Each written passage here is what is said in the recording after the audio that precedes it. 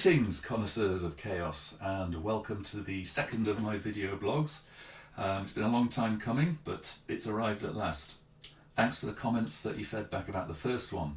Someone said that they thought it would be better if I was a bit further away from the camera, because then they could see my hand gestures and that would lend more meaning to what I was saying. I think they were saying something about not wanting me too close up. Anyway, I'm a bit limited today because it's a bit dark in here and I've had to put a light on here. If I get any further away in the background there, I'll just be this dark silhouette. So yeah, enough of that.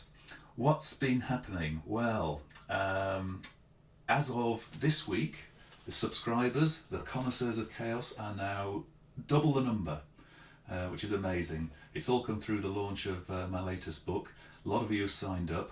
And for many of you, this is the first sort of contact you've had with me, and you can sort of see me in the flesh and hear what things are happening on this whole blog site. Psychonaut itself, amazing. This is the thing I'm talking about here. Don't know if you can see that. All right, that's the book cover, and it exceeded my expectations. It was on a free promotion for the first 3 days of its launch, and if you're wondering what that little shadow is on the camera, that is a fly that's just landed, and I've got to get my pet spite. There it is. That's gone away there. You know what? I'm going to leave that in. I thought it added a bit of atmosphere. Where was I? Yes, it exceeded expectations. So not only did it break the 1,000 barrier, it went above the 1,500 barrier. That's over 1,500 downloads, and I was only counting on maybe a couple of hundred. So for a first novel, it's a great start, and thank you ever so much, all of you. I hope you like the book when you read it. Many of you have read it already and started to put reviews up there. Please do add a review. If you've read it, just a couple of lines. It's the lifeblood of authors, helps boost our rankings, gives us enough money to keep the wolf from the door, and keep on producing the books for you to read. As well as that, as many of you know, Amazon has charts, and in the free chart, the book got into the top 500, and that's out of thousands. I think it's possibly even out of 10,000, I don't know. And in my particular category, which is dark fantasy, it got to number 12 in both US and the UK, so that is absolutely amazing. I'm bowled over by it. In fact, I've got some charts here. I'll just show you one of them, because charts can get a bit boring, but look at that top graph. That's the way the downloads have spiked over the last few days. Now that's of course going to come down, that's just the way of things, but I'm hoping it's the start of a long future as an author. Right, what else? Yeah, the physical version of the Psychonaut is I've just been putting the finishing touches to it before this, actually. So it's all approved, it's going out there. I've just got to have a look at the physical proofs of it to make sure it's looking fine. And I'm really pleased with that as well. The formatting inside that is a lot more exotic, shall we say, than the ebook. I've got some specially scripted headings in there, end of chapter pictures, and I'm really looking forward to be able to show that off to you, hopefully next week. Another thing that subscribers have got through the email is a link to a song called Strontium Dog. Now, if any of you are as old as me, you may have got in the late 1970s and the 80s a comic called 2000 AD, and it merged with another publication called Starlight. Now, one of the characters in there was this Strontium Dog, and it inspired the song, and the lyrics for it are actually in the front of the book. You might have wondered what that little cursive script was, where it said The Hunter, and I renamed it for the sake of the book, because Strontium Dog, you know, it's been used before. But if you're interested in hearing the background to that particular song, then the link is again down below, or it's on the email that you sent out. By the way, if you've come to this video blog accidentally or half on purpose, but you're not a subscriber, then again there's a link below. Feel free to sign up to that. Not only will you get on the mailing list, you'll also receive a free starter library of 2 short novels, 2 short stories, and also 2 audiobooks read by yours truly. So well worth signing up to. We'd love to have you on board. Now then, for the second part of this video blog, I want to do something that I've been promising to do for quite a few weeks now, which is just to give a quick review of a book that I read recently.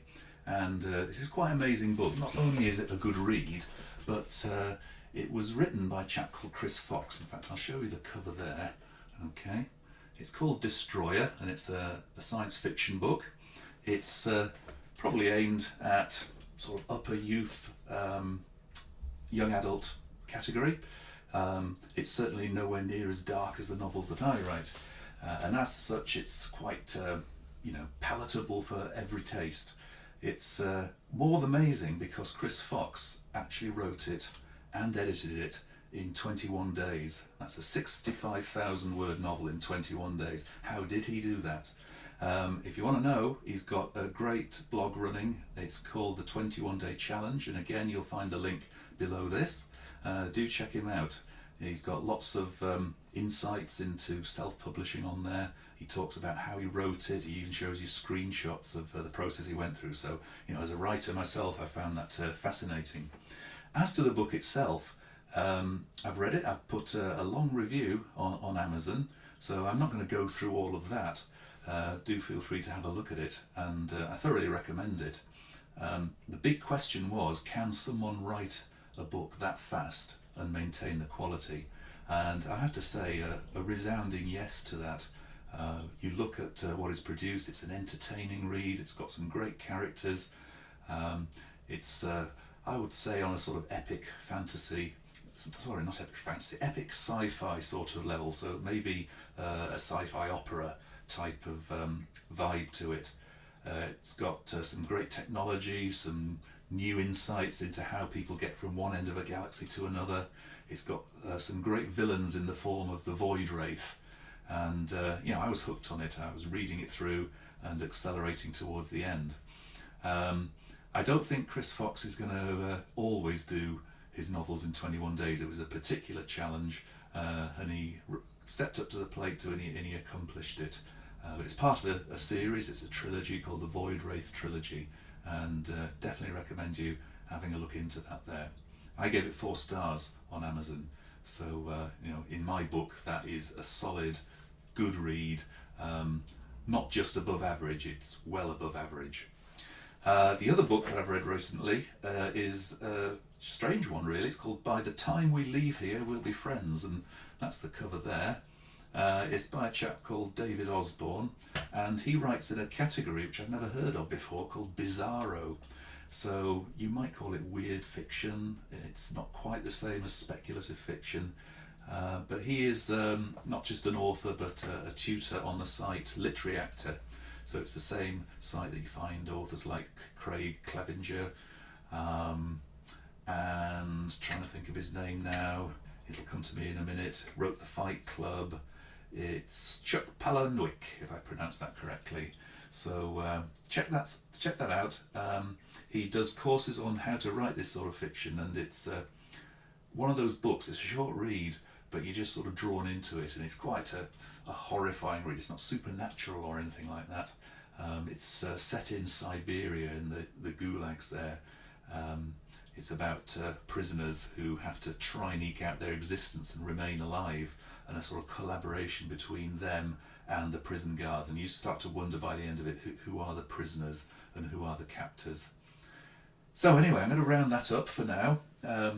Thank you for coming along on the ride. Do send me your comments. Put them in the comments on the YouTube channel. Subscribe to the channel. Send me comments through the email. Love to interact with you. Thanks to those who have already sent stuff through and they've answered the question, what was their favourite book, the one that they enjoyed most as they were a youngster. So keep that coming. I'll be probably doing another of these in a fortnight's time. In the meantime, as Stanley would say, Excelsior!